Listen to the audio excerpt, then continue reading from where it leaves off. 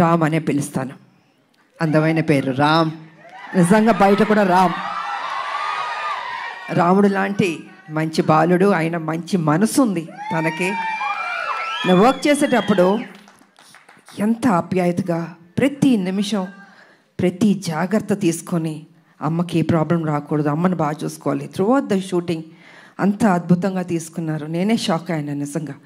So cinema complete అయిపోయింది. ఇంకా ఎవరు బిజీలో ఎవరి పనిలో వాళ్ళు ఉంటారు. Really I'm going to miss you బాబు. అప్పుడప్పుడు కలుద్దాం బాబు, వి విల్.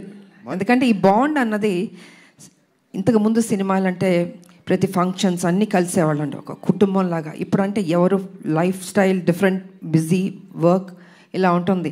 సో నేను ఫీల్ అవుతుంది ఏంటంటే అందరం కలిసి ఎప్పుడైనా గెట్ టుగెదర్ లాగా ఒక ఫ్యామిలీ లాగా ఇంట్లో ఒక ఫంక్షన్స్ లాగా కలుసుకోవాలని నేను కోరుకుంటున్నాను నేను. ఎందుకంటే ఒక చక్కటి బాండ్ అన్నది బాబుకి నాకు ఏర్పడింది. సో అమ్మ సినిమా రిలీజ్ అయిపోయిన తర్వాత బ్లాక్ బస్టర్ అయిన తర్వాత చేపల పులుసు మీకు తీసుకొచ్చి ఇస్తానని చెప్పాను. ఎందుకంటే ఈ సినిమా స్టార్ట్ అయిన రోజు అమ్మ ఒక మొక్కు పెట్టుకున్నారు.